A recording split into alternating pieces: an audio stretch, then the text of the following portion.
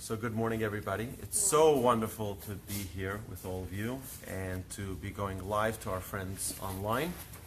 From the Torch Center, we meet every Thursday morning at 9:30. Sadly, our host Congregation Beth Yeshurun, got heavily flooded, and we're looking forward to returning there. But till then, we're here in the beautiful, magnificent, gorgeous Torch Center.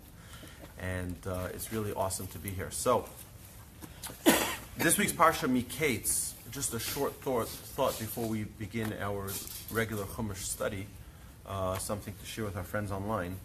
We see that Yosef, the Parsha starts that Yosef was in a prison. He was placed in prison because he was accused of something that he was actually innocent of. It's how reminiscent of things that are going on nowadays. Not saying that anyone's innocent, but how careful we need to be. He was accused, so to speak, of inappropriate behavior, even though he got a title tzaddik, right, for staying away from trouble. Okay. Well, we see that he was in prison 10 years to atone for the slander of his 10 brothers. He spoke slanderously to his father about his 10 brothers. So for each one of the brothers, he got a year. And then he got 2 more years for the 2 words that he said. For the 2 words that he said. When he was in prison, and he told the guard, "Remember me. Remember me. I was the one who gave you your interpretation for your dream. Remember me when you go to Pharaoh and you're back there and you need some help. Just remember me." 2 words. In Hebrew. Those 2 words displayed for Joseph a lack of faith in God. For Joseph's level, that was a lack of faith in God. And for whom he was, it was unacceptable. He got 2 more years of prison time, of heavy prison time, Egyptian prison. For what? For 2 words that he wasn't careful about. Because for him it displayed a lack of faith. For him it displayed a lack of trust in Hashem. So I think the important lesson, and this is one of the fundamental lessons we learn from the Torah, from the entire Torah. Every time you open up a book of the Torah, this is something that should be glaring at us. And that is, there's no free rides. There's no free rides. There's reward and punishment. There's accountability. And we're living more and more in a culture where there's no accountability. We're in a society where you can do what you want and nobody knows and nobody cares, and everyone's just busy with their own iPhones and they don't care about what, it's like we're living in this in our own world. People look at their own devices and that's it. And there's no accountability. And that's not the way it works in God's world. In God's world, there's accountability. We see the same accountability we see with Adam. He ate from the tree, he was kicked out. Right? We see Cain and Abel. We see Noah. We see Abraham. We see Isaac. We see Jacob. We see Esau. We see Ishmael. We see with every single one the same pattern. They did good, they got rewarded. They did bad, they got punished. There's nothing in between. Right? And I think that for our children, we need to do the same. Our children grow by us creating boundaries. There has to be certain boundaries. There has to be certain limitations. And you know what? When we create those repercussions, when we create those cause and effect, you do certain things right, you get rewarded a certain way. You do certain things wrong, you get punished in a certain way. Now, punishment is shouldn't be a handy tool that we use all the time. It's when we lose all other options. The grandfather spoke about this strongly. He said, punishments are our last resort. You don't jump to punishment the first second. But there has to be, this concept needs to be there, that there is a reward and punishment for everything. And in our own lives as well. We have to reward ourselves for the good that we do. And it means create that motivational tool so that we can continue to propel ourselves forward to succeed. Right? It's a dangerous reality that we're living in a world where there are no repercussions. There are no repercussions until people get into legal problems. Right? Until people get into legal problems, then it's too late.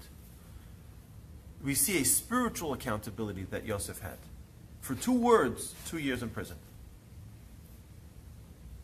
2 words. Imagine that. I could have said something nice to someone, and instead I said something mean to someone. And for those 2 words, I could be held accountable. Right? Now, again, considering the state, the spiritual state that Yosef was at, he was expected to live at a higher level. It says that the more spiritual someone is, the more holy someone is, the more accountable they are. Right? You're held to a higher standard. So, I think it's one of the lessons that we see here. Again, Lashon Hara is something which is so difficult. It's a biblical prohibition. To speak slanderously about someone else is a biblical prohibition, and yet it's something which is so difficult to clean ourselves from, to rid ourselves of this terrible, terrible plague. Chafetz Chaim calls it a plague. Right? To clean ourselves of this plague. It's a very, very big and powerful force that's going against us. So the only way to really start is with our own accountability. If we hold ourselves accountable, we do the same thing with other things, non-spiritual, right? But I always compare spiritual growth with a diet, because I think they parallel very, very nicely, right? If I want to lose weight, I want to lose a certain amount of weight, I'm going to have to give up on something. There's always an exchange, right? I can't continue eating the muffins and explaining to myself why I'm not losing weight, right? It's not going to work. I'm going to have to give up on my favorite muffins, and in exchange, right? There's nobody, right? There's always a price that we pay for the good that we want, right? I want to have I want to be a bodybuilder. I can't eat the junk, right? It's just not going to work, right? There always has to be an exchange. If I want to grow spiritually, I want to grow to a higher level, I'm going to have to let go of something. You can't live in both worlds. It's like, it used to be, it's not the case anymore. It used to be that you bought a BMW because you could afford a BMW. But today that's not the case anymore. Right? Today you don't need to afford it. It's okay, we'll give you debt. It's okay. You'll pay it out for the next 20 years. Right? So we're sort of convincing ourselves that we can live in both worlds, but then it comes down to it, we have to make those payments. Right? And it's not easy. So we have to sacrifice certain things. We have to, right? We're going to have to work longer hours to be able to earn. There's always an exchange. Spiritually, there's an exchange as well. But it doesn't cost as much. It's an imaginary expense. Okay? You take Shabbos. Shabbos is in a way an expense. Why? Because I want to spend time with my family. But it's just not because you're not going to spend time. On the contrary, with Shabbos observance, we spend more time with our family. But it's going to be different than what we're used to. Right? So we have to change our image of what is normal. We have a new normal. Right? It's the same with every single, kosher. Kosher is a big challenge for some people. It's a big challenge because my company has a party every year and they do it in a non-kosher restaurant. Yeah, it may be a challenge. Right? But again, there's that exchange. What am I ready to give up for that spiritual growth? For that spiritual experience? For that relationship with God? Right? Yeah, there's always that exchange. There will always be that exchange. With even things that are not spiritual, there's going to be an exchange. Right? Coming here today, there was an exchange.